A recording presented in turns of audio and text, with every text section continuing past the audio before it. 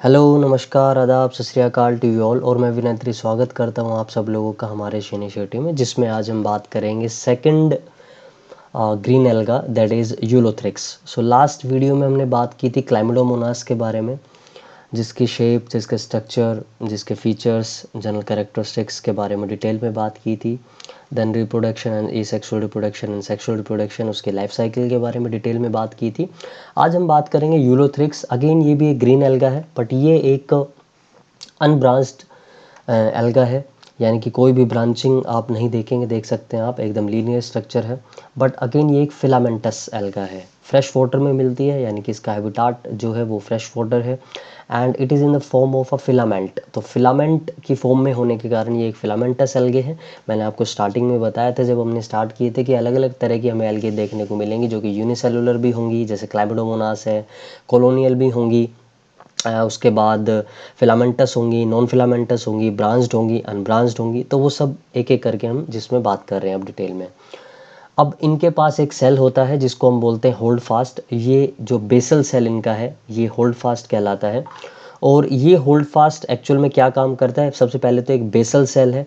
सो अगर डेफिनेशन आपको लिखनी पड़ जाए तो आप लिख सकते हैं it is a lower most और the basal cell by which, या हम कह सकते हैं कि with the help of that this filamentous alga is attached to its solid substratum. तो मतलब अगर मान लीजिए वहाँ पर कोई रॉक है या कोई वुड है, तो वहाँ पर ये अपने आप को अटैच कर लेता है, ये फिलामेंट, यानी कि ये filamentous algae, with the help of this hold fast. और होल्ड फास्ट कुछ नहीं है, इसका सबसे बेस वाला जो सेल है that is hold fast, that is colourless. और बाकी जितने भी सेल्स होंगे, रिमेनिंग सेल कैसे होंगे? ग्रीन इन कलर होंगे, that's why we call it green alga.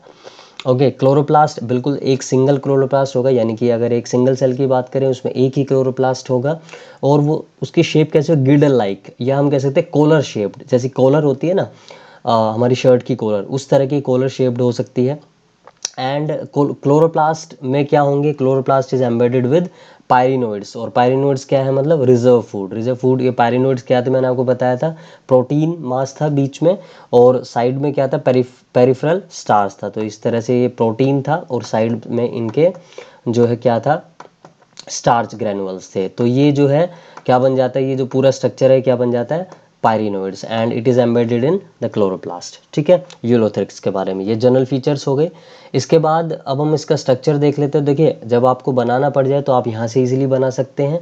ठीक है ना, ये स्ट्रक्चर एकदम सिंप्लीफाइड है। इसमें बस ये सेल है, बाहर सेल वॉल है, और अंदर ये जो है क्लोरोप्लास्ट और पायरिनोड्स दिखाए हुए हैं। ठीक है, सो यहाँ पर इसका थोड़ा और डिटेल की बात कर लेते हैं। ये देखिए, सबसे जो ये देखिए, ये इसका सबस्ट्रेटम है जिससे ये अटैच्ड है ना, और ये होल्ड फास्ट है। तो होल्ड फास्ट नाम के बेसल सेल की मदद से, with the help of this holdfast, it is attach to its substratum. ये जितने भी सेल्स हैं ये सब नॉर्मल ग्रीन सेल्स हैं। इनमें से कुछ सेल्स जो होंगे वो वेजिटेटिव सेल्स होंगे, और कुछ जो सेल्स होंगे उनको हम गैमेटेंजियम या गैमेटेंजिया बोलेंगे, प्लूरल।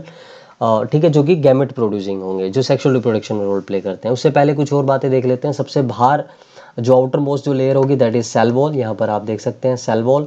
ठीक है, और उसके अंदर आप देख सकते हैं ये सेल मेम्ब्रेन। ठीक है ना, ये मैंने एक सिंगल सेल यहाँ पर ले लिया ताकि आपको ईजिली समझ में आ जाए। यहाँ पर तो सबसे बाहर जो ये सेल आउटर मोस्ट जो लेयर होगी that is cell wall, and inner to that is the cell membrane, and inner to that is this girdle shaped और कॉलर शेप्ड क्लोरोप्लास्ट। ये आप यहाँ पर देख सकते हैं, इस तरह का क्लोरोप्लास्ट। ठीक है, and chloroplast is embedded with pyrenoids, यानी कि रिजर्व फूड। ठीक है, एंड यहीं इसी सेल में यहाँ पर क्या है? न्यूक्लियस है।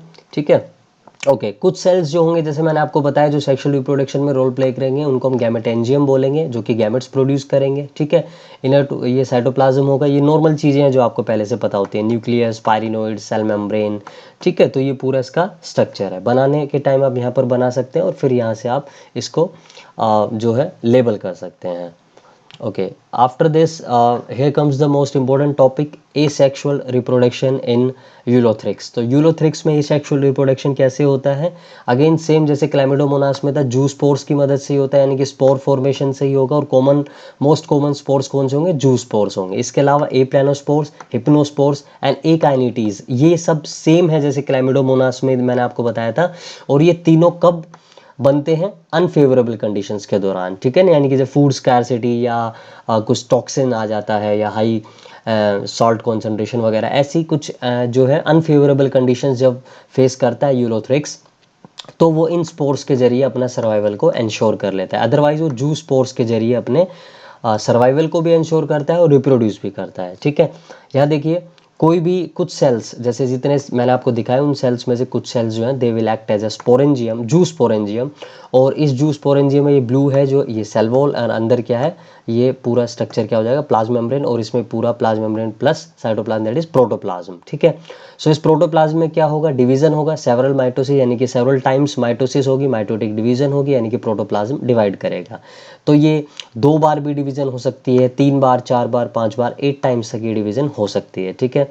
और ये डिवीजन होने के बाद फिर ये सेल क्या कर जाएगा, रप्चर कर जाएगा यानी कि सेल वॉल ब्रेक हो जाएगा, और फिर ये अंदर जो स्पोर्स बन रहे होंगे जिनको हम जू स्पोर्स बोल रहे हैं, क्वाड्रीफ्लैजेलेट होंगे, अगेन क्वाड्रीफ्लैजेलेट यानी कि 4 फ्लैजेला वाले ये zoospores, they will come out of the cell and each zoospore eventually it give rise to a new and complete Ulothrix, ठीक है। ये ग्रो करेगा and it will give rise to a complete Ulothrix. तो इसके बारे में हमने बात की एसेक्सुअल रिप्रोडक्शन के।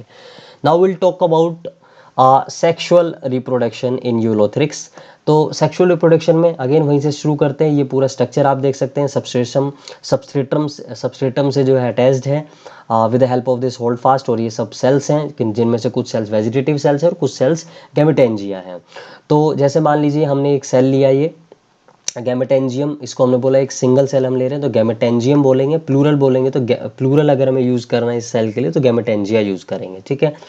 ओके, सो ये एक वेजिटेटिव सेल है और यहाँ पर ये मैंने दिखाया गैमेटेंजियम। गैमेटेंजियम में क्या होगा, गैमेटेंजियम गैमेट्स प्रोड्यूस करेगा, यानी कि इसके अंदर डिवीजन होगी तो गैमेट्स प्रोड्यूस होंगे, और ये गैमेट्स कैसे होंगे, आइसोगैमेट्स, यानी कि एक सेम शेप और सेम स्ट्रक्चर के होंगे ये सब गैमेट्स, तो इनको हम आइसोगैमेट्स बोलेंगे।